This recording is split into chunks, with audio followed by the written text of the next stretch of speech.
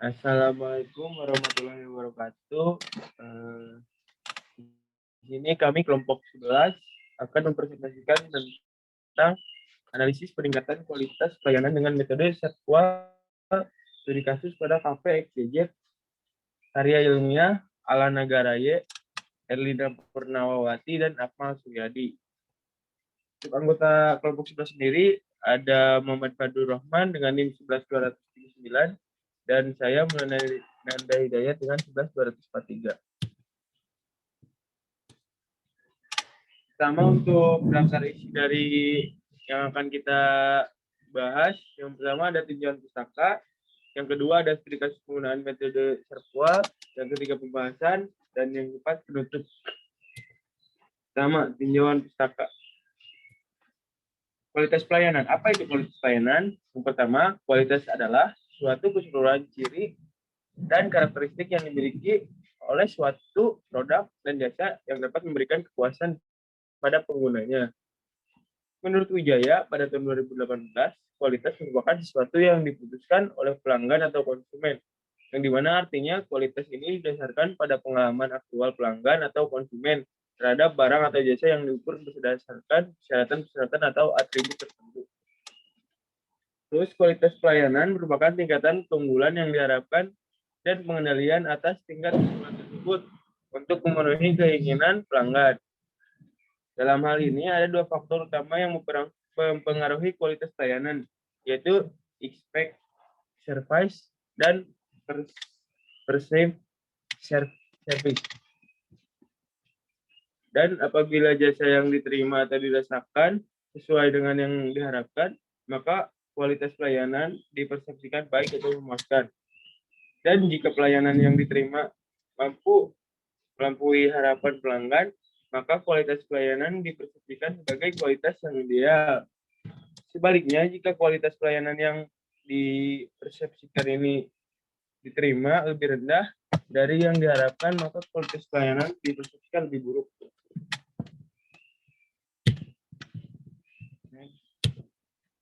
Untuk ini metode service quality. Metode service quality ini dikembangkan oleh ZHML dan kawan-kawan dalam serangkaian penelitian mereka terhadap sektor jasa. Ini dikutip dari Madya et al. Tahun 2015. Model yang dikenal pula dengan istilah gap analisis model, ini berkaitan erat dengan model kepuasan pelanggan yang didasarkan pada ancangan diskonfirmasi menurut Nurwulan dan kawan-kawan pada tahun 2014. Metode ini mengukur kualitas secara kuantitatif dalam bentuk kuesioner yang mengandung dimensi kualitas jasa, yaitu tangible, reliability, responsive, assurance, dan empati menurut Sukuri pada tahun 2014.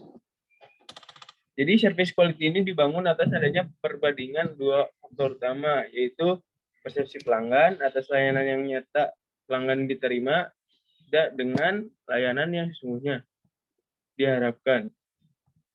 Menurut Ranas dan Mansur pada tahun 2013, perceived service dan expect service ini digunakan dalam konsep SERPWA untuk menghitung gap yang ada. Berikut adalah persamaannya. Jadi G ini sama dengan P kurangi E. Jadi gap ini merupakan perceived service dikurangi expect service. Dimensi service quality. Menurut Lovelock dan kawan-kawan pada tahun 2013, tingkat korelasi yang tinggi antara beberapa variabel dan akhirnya mengonsolidasikan ke dalam 5 dimensi yang luas. Yang pertama itu tangible atau penampilan unsur fisik, yang kedua reliability atau kinerja yang dapat diandalkan dan akurat, terus responsiveness atau kecepatan dan kegunaan, yang keempat assurance itu kredibilitas, keamanan, kompetensi, dan kesopanan. Yang kelima, empati, yaitu akses mudah, komunikasi, dan pemahaman yang baik. Dan model kualitas pelayanan menurut Aprianto 2016 bahwa terdapat 5 gap penting yang menjadi perhatian. 5 gap utama yaitu meliputi gap 1, yaitu gap antara harapan pelanggan dan persepsi perusahaan atau knowledge gap. Gap 2, Gap antara persepsi perusahaan terhadap harapan konsumen dan spesifikasi kualitas jasa atau standar gap.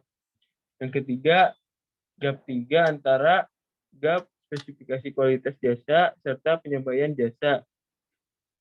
Yang keempat, gap antara penyampaian jasa dan komunikasi serta interaksi eksternal. Dan yang terakhir, gap antara jasa yang dipersepsikan dan jasa yang diharapkan atau service gap. Nah, mungkin selanjutnya akan dilanjutkan oleh Fadlu. Dari kasus penggunaan metode SERPQUAL. Baik, terima kasih. Ini adalah studi kasus yang dibahas pada presentasi kali ini, yaitu ada pada KPFCZ di Surabaya. KPFCZ ini adalah salah satu kafe yang berbeda daripada kafe lainnya dan memiliki keunggulan dalam hal peracik kopi atau baristanya. Untuk membuat kopi yang dapat dilihat langsung secara pengolahannya. Mesin pengolah kopi yang diletakkan berdekatan dengan meja kasir membuat konsumen dapat melihat secara langsung pengolahan dari biji kopi menjadi kopi. Nah, serta tempat yang membuat nyaman konsumen agar berminat kembali untuk menyeduh kopi. Namun pada akhir-akhir ini terdapat puluhan pelanggan, yaitu penanganan penyajian kopi kurang cepat, tidak lengkapnya ketersediaan biji kopi, dan untuk mengetahui tingkat kepuasan pelanggan, maka dilakukanlah pengukuran tingkat kepuasan pelayanan pada KPFCZ di Surabaya dengan metode SERPQUAL. Ya, yang ketiga itu pembahasan mengenai studi kasus yang tadi. Nah, untuk pertama itu kita menentukan variabel yang diteliti, yaitu variabelnya itu ada tangible, reliability, responsiveness, jaminan, dan empati. Untuk variabel tangible itu indikatornya ada kebersihan area kafe, desain interior, ketersediaan biji kopi yang lengkap, dan kecepatan penyajian kopi. Untuk kecepatan penyajian kopi ini maksudnya ke reliability, dan yang selanjutnya adalah rasa kopi konsisten dan kelengkapan peralatan mesin kopi. Dan untuk yang responsiveness ini indikatornya kecepatan tanggapan keluhan konsumen, kecepatan proses pembayaran. Dan untuk variabel jaminan indikatornya itu ada keamanan tempat parkir, kejujuran karyawan, dan kebersihan peralatan minuman. Dan untuk variabel yang terakhir itu empati. Untuk indikatornya ada bantuan kepada konsumen yang bingung dalam melakukan pesanan dan pelayanan kepada konsumen tidak memandang status sosialnya. Nah, setelah kita menentukan variabel dan indikator tadi, kita melakukan pengumpulan data melalui kuesioner dan dibuat rekapitulasi data, persepsi, dan harapan pelanggan. Dan maka dapat dilakukan perhitungan nilai rata-rata persepsi dan harapan pelanggan itu. Dan ini adalah hasil dari kuesioner yang setelah direkapitulasi. Yang pertama itu ada tabel nilai rata-rata persepsi pelanggan, dan yang kedua itu ada nilai rata-rata harapan pelanggan. Nah, untuk selanjutnya itu ada perhitungannya. Nilai gap dapat diartikan sebagai nilai selisih antara nilai persepsi dan nilai harapan, atau dengan kata lain, selisih antara nilai yang dipersepsikan oleh pelanggan dengan nilai yang diharapkan oleh pelanggan. Dan ini untuk hasilnya, untuk kebersihan area kafe ini mendapatkan nilai gap sebesar 0,053, untuk desain interior itu 0,053, dan untuk ketersediaan biji kopi yang lengkap itu minus 0,392, dan seterusnya. Jadi berdasarkan yang tabel di atas ini yang sudah kita dapatkan, nilai kualitas layanan ini positif, maka hanya perlu dipertahankan kualitas pelayanannya. Dan jika bernilai negatif, maka harus ditingkatkan kualitas layanannya. Dan untuk di sini itu ada satu atribut yang bernilai negatif, yaitu ketersediaan biji kopi yang lengkap. Nah, selanjutnya itu perhitungan nilai SERPQUAL secara keseluruhan. Setelah diperoleh nilai persepsi dan harapan pelanggan, maka dilakukan perhitungan SERPQUAL secara keseluruhan untuk mengetahui sejauh mana tingkat kualitas pelayanannya. Dan untuk rumus perhitungannya itu Q keseluruhan sama dengan P dikurangi E. Yaitu untuk P-nya itu 4,104 dan E-nya itu atau harapannya itu 4,208. Dan hasilnya itu minus 0,104. Nah, pada perhitungan nilai SERPQUAL di atas ini menunjukkan bahwa pelayanan yang diberikan Cafe XYZ di Surabaya itu berdasarkan 5 dimensi yang tadi sebesar minus 0,1044. Dan nilai tersebut memperlihatkan bahwa kualitas pelayanan di Cafe XYZ di Surabaya ini yang diberikan masih belum memenuhi harapan pelanggan dan membutuhkan perbaikan untuk meningkatkan kualitas pelayanannya. Nah ini selanjutnya itu ada perhitungan indeks kepuasan pelanggan atau IKP. Nah untuk atribut 1 sampai 7 ini persepsinya skala 1 sampai 5 dan harapannya juga skala 1 sampai 5. Bisa dilihat untuk rumusnya itu T per SY dikali 100% dan mendapatkan nilai sebesar 84,17%. Selanjutnya itu penutup.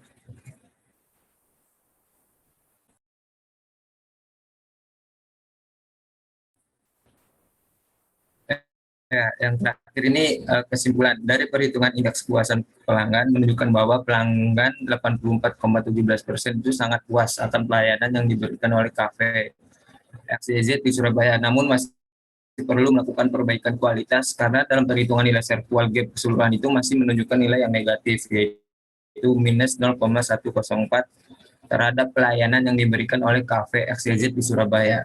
Saya kembalikan ke Mulan. Ya, mungkin segitu saja presentasi dari kelompok 11 tentang service quality.